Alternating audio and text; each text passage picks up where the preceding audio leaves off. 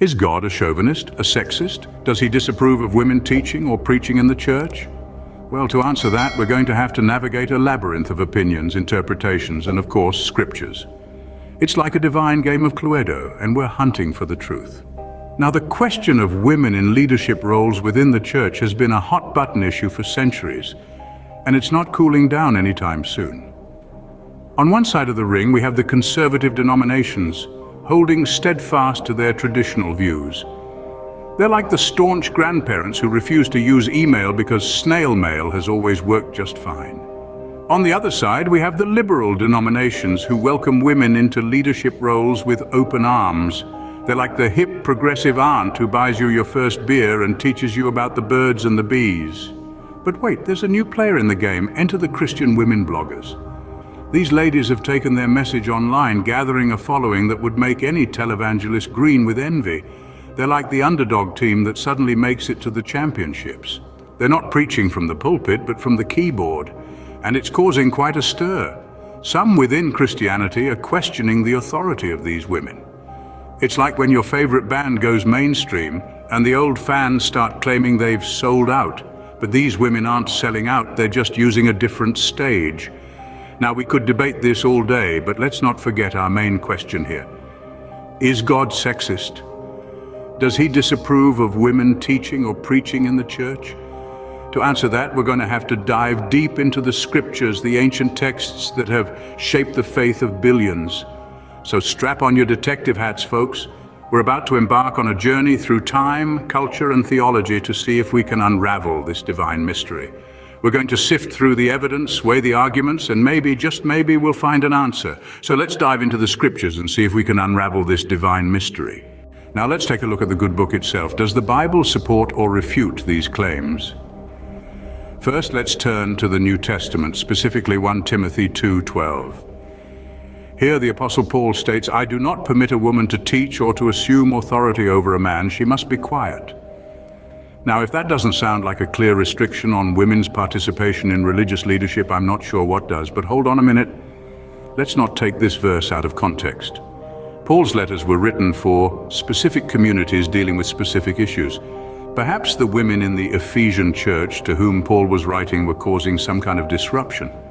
Or maybe Paul was simply reflecting the cultural norms of his time. But then again, if we start explaining away the uncomfortable parts of the Bible as products of their time, where do we draw the line?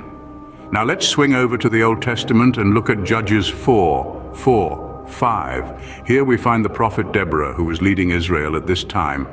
Yes, you heard it right. A woman was in charge, and not only was she a leader, but she was also a prophet, a judge, and a military strategist. When Barak, a man, was too afraid to go into battle without her, Deborah didn't hesitate. She went with him and led the Israelites to victory. So on one hand, we have Paul seemingly commanding women to be silent, but on the other hand, we have Deborah, a woman, leading an entire nation. Fast forward to the New Testament again. In Romans 16:1-2, Paul, the same man who told women to be quiet in church, commends a woman named Phoebe, calling her a deacon of the church in Kentry. That's right, a deacon. In the early church, deacons were leaders who served the community, often teaching and preaching. So here we have a clear example of a woman in a leadership role in the church. And it's Paul, of all people, who acknowledges her. So what's going on here? It seems we have a bit of a biblical contradiction. On one hand, there are verses that seem to limit women's roles in the church, and on the other, there are verses that celebrate women's leadership. But perhaps this isn't a contradiction at all. Perhaps it's just a reflection of the complex, diverse, and sometimes messy nature of the Bible. It's a collection of texts written by many different authors in many different contexts over many centuries. It's not always going to present a neat, unified perspective. And maybe that's okay. Maybe the Bible isn't meant to be a rule book, but a conversation starter, a way to wrestle with the big questions of life and faith. So we have conflicting messages. Some verses appear to limit women's roles while others celebrate their leadership. What does this mean for the role of women in the church today? Well, that's the million-dollar question, isn't it? But before we try to answer that, let's take a look at some non-canonical evidence. But what about non-canonical scriptures? Do they shed any light on this topic? Well, let's dive into that.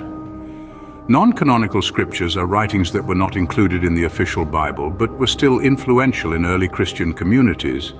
These texts often offer alternative perspectives on various theological issues, including the role of women in the church. One such text is the Gospel of Mary. This intriguing piece of ancient literature is attributed to Mary Magdalene, who, according to this text, was a prominent figure among the disciples. The Gospel of Mary presents her as a spiritual leader, sharing visions and teachings she received directly from Jesus. Now, isn't that interesting? Then there's the Acts of Paul and Thecla. This is a fascinating tale about a young woman named Thecla who, after hearing Paul's teachings, decides to abandon her privileged life to follow him. She even faces death multiple times for her faith and goes on to become a respected preacher. The story of Thecla challenges the traditional view of women's roles in the church, showing a woman who is not only a follower, but a leader in her own right. Now, it's important to note that these texts were not included in the canonical Bible. Some scholars argue that this exclusion may reflect the biases of those who decided what to include in the Bible. As such, they may not represent the full diversity of beliefs and practices in early Christianity, but let's not forget about the Pistis Sophia, another non-canonical text. This scripture presents Mary Magdalene as the most important disciple, even more so than Peter. It's a text full of female voices and perspectives, quite contrary to the male-dominated narratives we often see in the canonical scriptures. So, non-canonical scriptures seem to paint a different picture, but what does all this mean? Well, it suggests that the early Christian communities might have been more diverse and egalitarian than what's reflected in the canonical Bible. It also raises questions about the process of canonization and the potential biases involved. To understand these conflicting messages, we need to consider the historical context in which these scriptures were written. It's a well-known fact that the societies in which these scriptures were penned were overwhelmingly patriarchal. Men were the decision-makers, the lawmakers, the warriors, and the spiritual leaders. They were the ones who wrote the scriptures, interpreting divine revelations through the lens of their own cultural norms and biases. Picture a society where a woman's role was primarily confined to the home, bearing and nurturing children and supporting her husband. It was a world where women were seldom seen or heard in public life, let alone in positions of spiritual authority. This was the norm, not because of some divine mandate, but because of societal structures and expectations. It's not surprising then that these societal norms seeped into the religious texts of the time. After all, the authors of these texts were products of their societies, influenced by the cultural norms and biases of their era. So when we come across passages in the Bible or other ancient scriptures that seem to suggest that women should not teach or hold authority in a church, we need to remember the context. These verses were written in a time when women were not considered to be equal to men in many aspects of life, including religious leadership. But here's where it gets interesting. If we look beyond these controversial passages, we find numerous accounts of women playing significant roles in the early Christian community. There's Phoebe, a deacon of the church in Cenchreae, and Junia described as outstanding among the apostles. Clearly, the early Christian community was not as uniformly patriarchal as some might believe. This tells us that the scriptures are not a single monolithic narrative. They are complex, multifaceted, and sometimes contradictory, reflecting the diverse range of views and experiences within the early Christian community. So it seems that these scriptures were influenced by the cultural norms of their time. But does this mean that God is sexist? Now, let's consider our modern perspective. Does the issue of women teaching or preaching in church really mean that God is sexist? Before we dive into this, let's take a quick journey back in time. For most of human history, societies around the world have been patriarchal. Men held the power, and women were often relegated to roles of subservience. But as we moved into the 20th century, a revolution began to unfold. Women started to fight for their rights, for their voice, for their place in the world. In the 21st century, we've made significant strides in women's rights. Women can vote, they can work, they can lead. They've shattered glass ceilings in politics, business, science, and countless other fields. We've begun to challenge and dismantle the structures of patriarchy that once held fast. But what about in our churches? There's no denying that many religious texts, including the Bible, were written in a time when societal norms were very different. Women were expected to be silent, submissive, and obedient. These views, however, are a far cry from the ideals of equality and respect that we uphold today. On one hand, there are those that argue that these scriptures are a reflection of the times they were written in, not of God's views. They maintain that God is not sexist, but the human authors of these texts were influenced by their societal norms and biases. On the other hand, there are those who argue that if these scriptures are indeed the Word of God, then they should be timeless, not bound by the societal norms of any era. They point to verses that seem to restrict women's roles and ask, if God is not sexist, then why are these verses in the Bible? The rise of Christian women bloggers has further complicated this issue. These women are teaching and preaching not in a traditional church setting, but online. They have substantial followings, and their influence cannot be denied. Yet there are some within Christianity who question their authority simply because they are women. In essence, the issue of women teaching or preaching in the church reflects a broader question. Can we separate the societal norms of the past from our understanding of God? Is it possible to reconcile the seemingly sexist views portrayed in our scriptures with our modern ideals of equality and respect? The fact that we're even having this conversation shows how far we've come. We're challenging old norms, questioning established beliefs, and striving for a more equal world.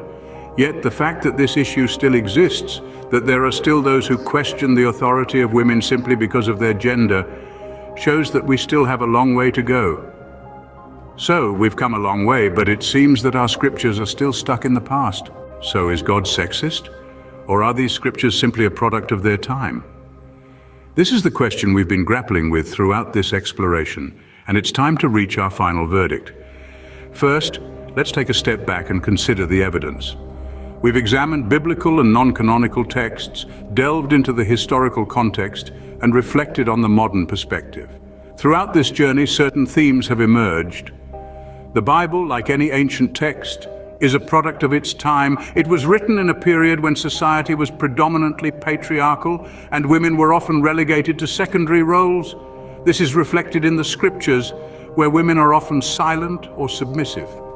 But does this mean that God or the divine entity is inherently sexist? Well, it's not that simple. An important aspect to consider is that these scriptures have been interpreted, translated, and reinterpreted over centuries by predominantly male scholars and religious leaders.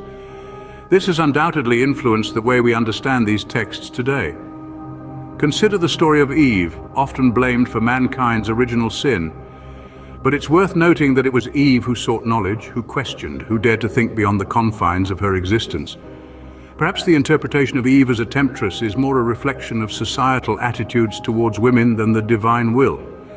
And then there's the rise of Christian women bloggers, who, despite not preaching in a traditional church setting, have amassed substantial followings and ignited conversations about women's roles within Christianity. Could this indicate a shift towards a more progressive interpretation of the scriptures?